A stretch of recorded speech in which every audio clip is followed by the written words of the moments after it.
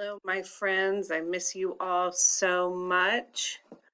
This is our first recording. Sorry, you're going to hear my dog in the background, among other things you may hear. So this is just a review of some of the literary terms that we've discussed this year. I am going to assign some short stories this week, and we're going to move into probably some essays next week or articles next week, nonfiction. But I'm going to pause for a moment and deal with my pup dog. Hold on and enjoy the joke of the day. I'm going to start with a review of imagery and mood. Imagery, of course, is language, very descriptive language that the author uses to appeal to our five senses. But the reasons or the effects that the author is trying to create by this very detailed or descriptive imagery, it is typically created with or connected, excuse me, to the mood of the short story, the atmosphere of the setting. Um, Mood is directly connected to our emotional response to what we're reading, but sometimes also imagery can reveal the narrator's personality or a character's personality. If it gets, for instance, very dark all of a sudden and a character enters, we automatically connect that imagery with that character. And it also may help the theme or the message of the short story or the text become a little more obvious. So again, the definitions are down here. Imagery is language that appeals to our five senses. It's very descriptive. And mood, of course, is that feeling, that emotional connection we have with the atmosphere created in the story, typically with the setting. Very quickly, we're going to review characterization, how an author creates his or her characters, the personality traits. If I can get, there we go. And these are not things that we necessarily discussed this year, although it still should be review. We've used a lot of these terms when talking about the different pieces of literature that we've read. But the protagonist, of course, is the hero or the main character of the story. The antagonist is the character who opposes or has a conflict with the antagonist. Not necessarily always a bad person, but just counters or has a conflict with the protagonist. A dynamic character is a character who will change by the end of the story or throughout the story, as opposed to the static character who remains the same. And our round character is a complex character, has many different characteristics. Um, Typically, our round character is connected to our dynamic character, whereas our flat character, who only has one or two major characteristics, is connected to our static character who does not change. So the round character and the dynamic character typically changes throughout the story because of the events or what happens. All right, so an author will use either direct characterization or indirect characterization to reveal his or her character. So direct characterization, the author specifically states something about what he or she wants us to know about the character. For example, the young boy was friendly to all of his friends, or he demonstrated patience when his little sister wanted to play. Indirect characterization, however, is something that is the technique that the author uses in which we, the reader, have to make some inferences, some guesses based on what we're reading. So this little anagram, epigram, I can't remember. The steal is a way to remember the different techniques that an author might use. So we tend to make assumptions or guesses about a character by the way they speak, if they use slang, more informal language, more formal language, we make some inferences. If the author reveals the character's thoughts or beliefs or values, then we certainly make some assumptions about the character's trait. How others react to the character or how that character has what effects the character might have on others also allows us as readers to make some guesses, as do the actions and the way the character looks. Now, are we always absolutely correct? No, but the author is definitely trying to get us to think one way or another about a character through those techniques. Okay, so here's an example. So speech. Um, so let's see if I can change this to highlighting. I'm going to pause for a minute. Successful, not able to change to my highlighter, but if we look at what the character is saying and how he or she says it, sometimes we are going to um, make some guesses about the character through their speech. So in this example, Mama Lil in Building Bridges says, "Baby, I am an old woman. I don't have many of my dreams to go after." Her voice trailed off to silence, then her face softened.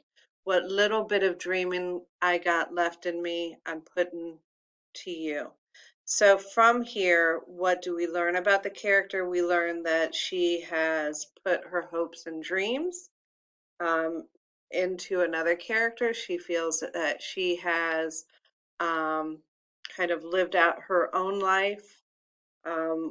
We also hear this, her voice trailed off to silence, how she says something. This makes you think that she's very thoughtful, perhaps a little sad or somber at this moment. But we do get a lot just through the character's speech.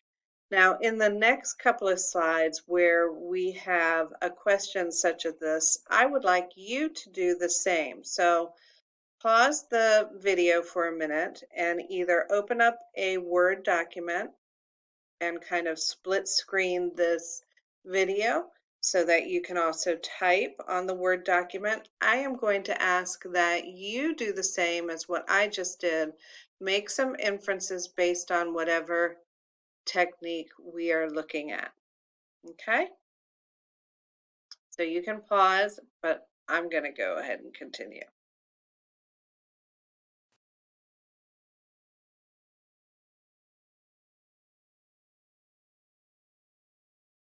Okay, so here's your first one. So thoughts. A character is revealed by showing his or her private thoughts. So this is from a short story, or actually I think it's a chapter called Fish Cheeks, in which Amy Tannen, the author, is writing about a character's inner thoughts, private thoughts. And what you are going to write down is, what do you learn about Robert through what he is thinking? What would Robert think, or what the speaker is thinking? What would Robert think of our shabby Chinese Christmas? What would he think of our noisy Chinese relatives who lacked proper American manners? What terrible disappointment would he feel upon seeing not a roasted turkey and sweet potatoes, but Chinese food? So what do you learn about the character? Not Robert per se, but the character who is thinking about what Robert is thinking. So what do you learn about the speaker in this? So take a minute or two, pause the video again, and write down a few things of what you learn about the speaker. I believe it is a woman, and if I remember correctly, Robert is her boyfriend, and she's brought him home for Christmas dinner. Okay, you should have finished the thoughts on others. Now we're looking at effects on others. Character is revealed by showing what others in the character think about the character. So in William Faulkner's short story, A Rose for Emily, great short story, this is, I believe, the very first sentence. And you get a sense of Miss Emily Grierson simply by what people did after she died. Sentence is, when Miss Emily Grierson died, our whole town went to her funeral.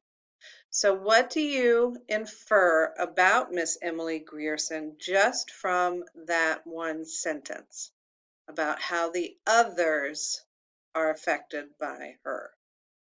Okay, pause the video again, write down a few things on effect on others.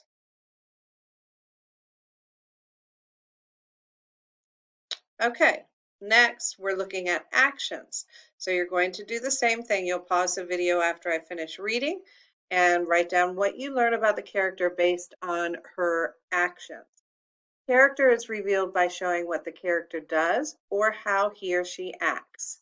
This is from Maya Angelou's autobiography, I Know Why the Caged Bird Sings.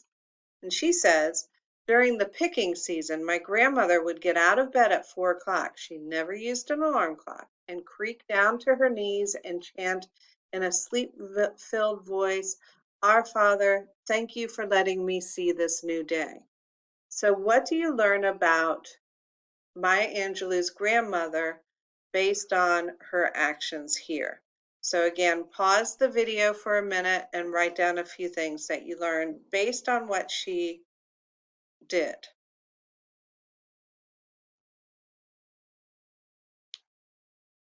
Okay, and this is John Leguizamo's memoir, The Right Words at the Right Time, and you're going to focus on looks or appearance. Character is often revealed by how he or she looks and or dresses. Okay, so you're going to do the same thing.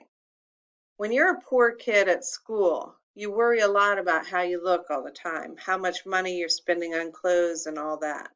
I had problems, man. I wore high waters and my shoes, forget about it. I had fake sneakers, you know, the kind your mother finds at those big wire bins. Okay, what is he saying about how he dressed? What do we learn about John Leguizamo through what he had just said in those few sentences about his appearance? So once again, pause the video and write down a few things based on looks or appearance. That's what we're going to do for this first video. When we come back, we're going to look at symbolism and do sort of the same thing. I'll give you a few minutes to react to some of the questions on the screen, and then I will give you the 2 titles of the short stories that we are reading this week. Okay? Thanks, and give me some feedback. Let me know what you think about this sort of format, me giving you a video, doing some interactive activities, and then obviously you will be doing some of your own work and meeting with me as needed. All right, guys, thanks a lot. I do miss you, and I'm glad to be working with you, though, until June. All right, guys, thanks.